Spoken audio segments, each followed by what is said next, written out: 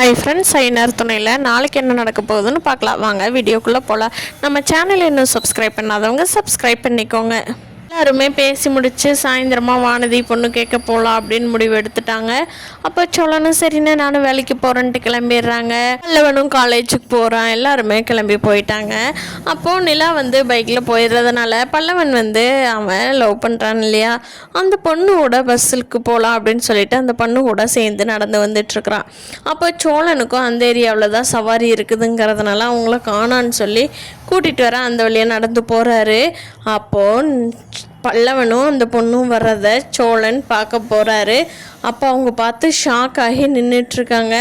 அப்போ சோழன் பல்லவன்ட்டு, டேய் நேற்று பொங்கல் கொண்டுட்டு வந்ததெல்லாம் இந்த ஃப்ரெண்டுக்கு தானாடா இல்லை வேறு ஏதாவது ஆம்பளை ஃப்ரெண்டா அப்படிங்க.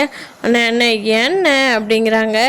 அந்த பொண்ணுக்கும் கொஞ்சம் தர்ம சங்கடமாக போயிடுச்சு. ஃபஸ்ட்டு இவரை லவ் பண்ணுறேன்னு சொல்லிட்டு அடுத்து பல்லவன் கூட இருக்கிறத நினச்சி அதனால சோழன் ரெஸ்பெக்டாக நடந்துக்கிட்டாரு. சரி ஓகே காலேஜுக்கு போடா, போய் படிக்கிற வேலையை தயவு செஞ்சு பாரு, வேறு எதுவும் வேலை மட்டும் பார்த்துட்ருக்காத அப்படின்னு சொல்லிட்டு போயிடுறாரு. அந்த பொண்ணு ஓகேங்கண்ணா அப்படின்னு சொல்லி அண்ணான்னு கூப்பிட ஆரம்பிச்சிட்டாங்க. நிலா ஆஃபீஸில் ராகவ் போட்ட போடல நிலானால எதுவுமே பேச முடியல. நிலா டீ டைமில் சோழனுக்கு ஃபோன் பண்ணுறாங்க. அப்போ சோழன் எடுத்துகிட்டு சொல்லுங்கள், எதுவும் ஆஃபீஸில் பிரச்சனையாங்க, சொல்லுங்கள் பார்த்துக்கலாம் அப்படிங்கிறாங்க. அதுக்கு நிலா சொல்கிறாங்க, யோ உனக்கு அறிவு இருக்க இல்லையாயா, ஃபோன் ஒரு 5 நிமிஷம் கொடுத்துட்டு போனேன், அந்த ராகவுக்கு என்னென்ன மெசேஜ் அனுப்பி வச்சுருக்க, நீ என்ன நான் வேலையில் இருக்கணும்னு நினைக்கிறியா இல்லை வேலையை விட்டுட்டு இப்படியே ஒடியாந்துடணும் வீட்டில் இருக்கணும்னு நினைக்கிறியா அப்படின்னு கேட்குறாங்க. ஏங்க என்னாச்சுங்க அப்படிங்கிறாங்க. அதுக்கு நல்லா சொல்கிறாங்க, நேற்று என்னை தலசி விட்டு வா அப்படின்னு சொல்லிட்டு ஃபோனை கொடுத்துட்டு போன கேப்பில் அவள் பொங்கல் விஷ் மட்டும் தானே பண்ணனா, மூடிக்கிட்டு கம்முன்னு வைக்க வேண்டியதானே, எதுக்கு அவனை இவ்வளோ கெட்ட வார்த்தை சொல்லி திட்டணும் அப்படிங்கிறாங்க. ஏங்க உண்மையிலேயே உங்களுக்கும் மனசுக்குள்ளே அப்படித்தானங்க இருந்துச்சு, அதனால தான் நீங்கள் வர வரைக்கும் வெயிட் பண்ண வேண்டான்னு நானே திட்டி சொல்லிட்டேனுங்க அப்படிங்கிறாங்க. என்ன சனியனோ, என்னோடய வேலை எப்படியோ இப்போவே கெடுத்து விட்டுருவீங்க நீங்கள், இனிமேல் இந்த மாதிரி ஏதாவது பண்ணீங்க கொன்றுவேன் அப்படின்னு சொல்லி நிலா திட்டி விட்டுறாங்க சோழனை.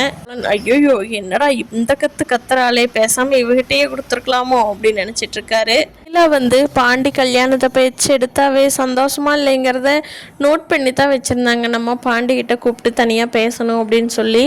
ஆனால் நிலாவுக்கு இந்த பிரச்சனையானதில் பாண்டி கூட பேசுகிறத மறந்துட்டாங்க. சாயந்தரமா எல்லாரும் கிளம்புறப்போ பாண்டி வந்துடுவார் அப்படின்னு யோசிக்கிறப்போ பாண்டி வர காணோம்.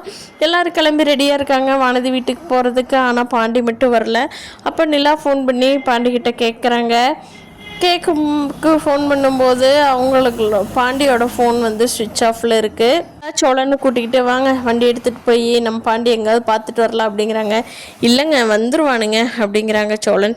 நீங்கள் வாங்கன்னு சொல்கிறேன்ல அப்படின்னு சொல்லிட்டு சோழன் கூட நிலா வண்டியில் போகிறாங்க. பாண்டி எங்காவது ஏதாவது ரோட்டில் இருப்பார் அப்படின்னு சொல்லி. பாண்டி வானதியை கல்யாணம் பண்ணுனா இந்த வீட்டோட சந்தோஷம் போயிடுமா, இல்லை வானதி நிலா மாதிரி நல்லா செட் ஆகிக்குவாங்களா, இந்த வீட்டில் இருக்கிற குடும்பத்தை கலைச்சிருவாங்களா வானதி அப்படிங்கிறத வரப்போகிற நாட்களில் பார்க்கலாம் ஃப்ரெண்ட்ஸு. நீங்கள் வானதி பாண்டி கல்யாணம் பண்ணுனா நல்லா இருப்பாரா, இல்லை வானதி விட்டுட்டு வேறு யாராவது கல்யாணம் பண்ணால் தான் பாண்டியோட லைஃப் நல்லா இருக்குமாங்கிறத கீழே கமெண்டில் சொல்லுங்கள். தேங்க்யூ.